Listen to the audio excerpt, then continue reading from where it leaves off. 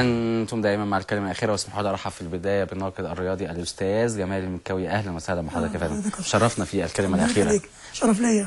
ربنا يخليك يا أستاذ جمال. خلينا نبتدي مع هناك على مسؤولية سوبر كورة.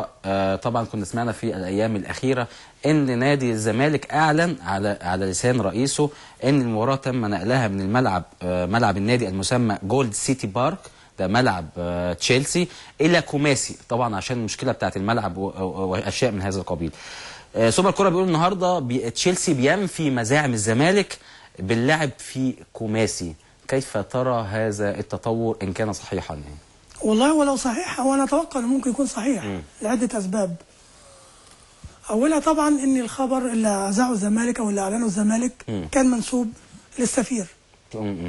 مع احترامي الشديد لسيادة السفير طبعا، يعني المفروض خبر زي كده المفروض بروتوكوليا وعلى العرف، وعرفنا كلنا وعلى مدى سنوات طويله ان حاجه زي كده المفروض الخبر الزمالك ياخده من يعني الاتحاد المنظم للبطوله، الاتحاد الافريقي.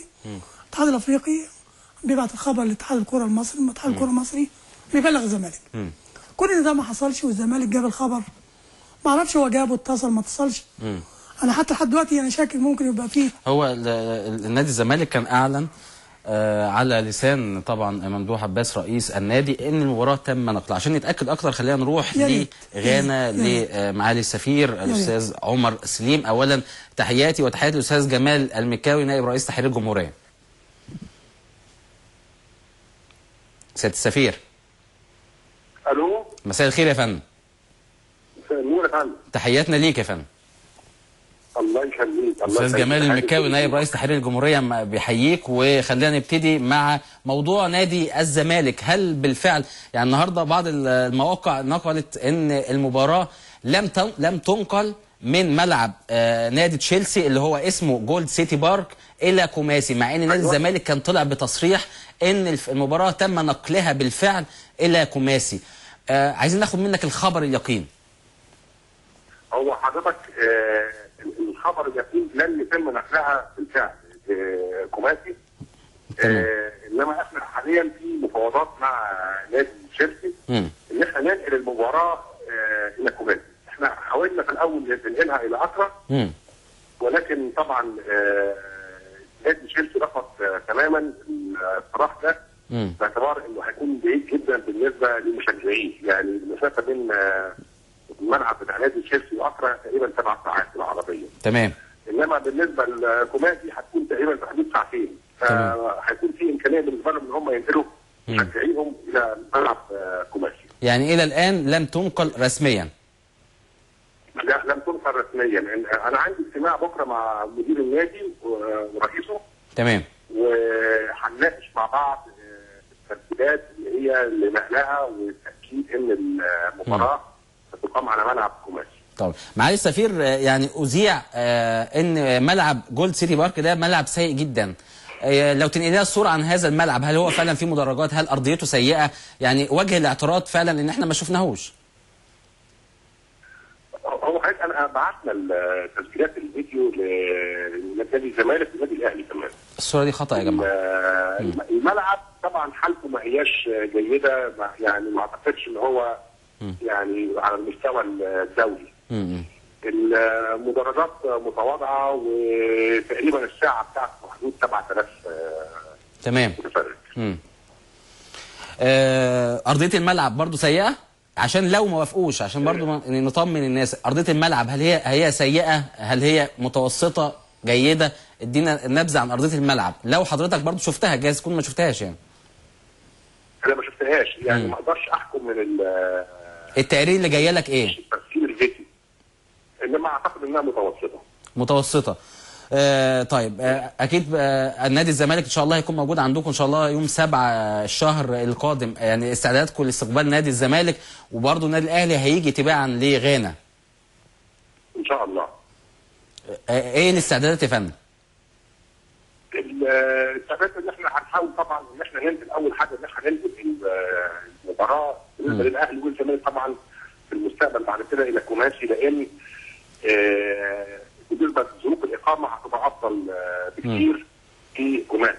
كوماسي فيها فنادق افضل، ان احنا بنحاول برضه فرضا لو ما وافقوش يا فندم، معلش المقاطعه، فرضا لو ما وافقوش ظروف الاقامه، هي الملعب في انهي مدينه؟ بيبعد عن كوماسي ساعتين زي ما حضرتك قلت، هل في فنادق في قلب المدينه؟ هل الاقامه عامله ايه لو ما وافقوش؟ في فندق واحد حوالي 80 اوضه، مستواه يعني هو ما بين 3 نجوم و4 نجوم، يعني يعني متوسط.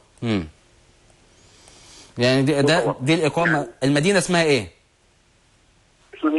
ميامي. يعني ودي طبعا الوصول بالاتوبيسات او بالعربيه صعب. فكان الترتيب ان احنا المشتركين لما يجوا لو هيجوا كانوا على سورياني يعني تمام، كان هيبقى الانتقال بالطياره من العاصمه لغايه ميامي. طيران داخلي. تمام. بالنسبه طبعا يعني الكلام ده كله طبعا ان احنا يعني ان شاء الله يعني ربنا يسهل وننجح ان احنا ننقل المباراه الى كوماسي.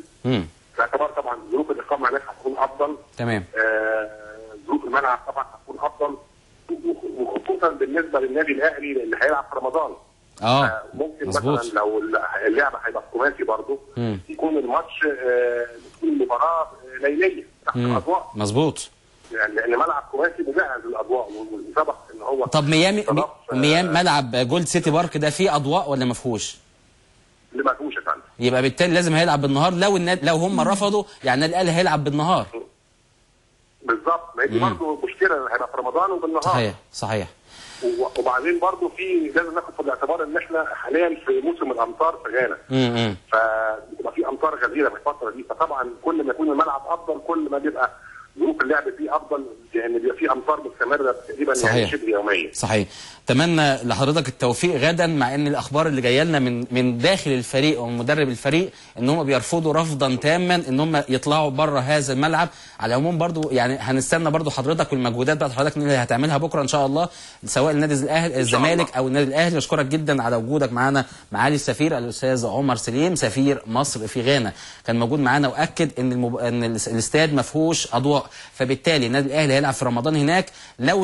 لو رفضوا ان هم يتنقلوا الكوماسي النادي الاهلي هيلعب نهارا في رمضان، ونادي الزمالك هيلعب هناك. والى الان لم تحل المشكله، عكس موقع نادي الزمالك اللي كان اعلن ان المشكله اتحلت وان المباراه تم نقلها. سوبر كوره يعني انفراده صحيح وله كل التحيه.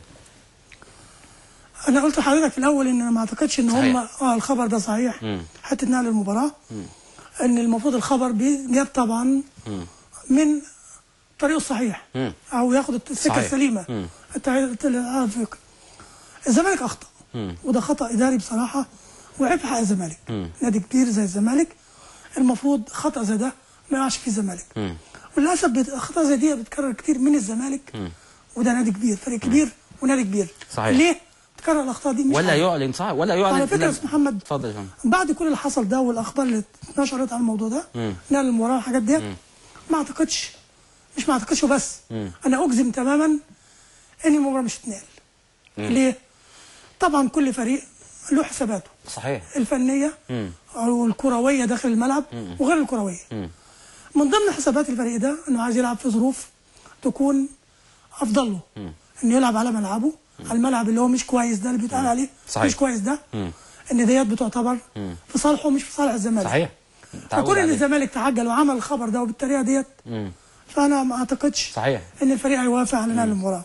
صحيح. حاجه ثانيه، اتفضل يا فندم. ما اعرفش، على الرغم ان الاهلي هيلعب المباراه بتاعته في رمضان وهتبقى بالنهار يعني ما فيش اضواء كاشفه، لكن في تصوري ان ممكن اللي بيحصل والعك اللي حاصل ده في مباراه الزمالك هيبقى تجربه كويسه بالنسبه للاهلي، هيدرسها كويس ويستفيد منها كويس.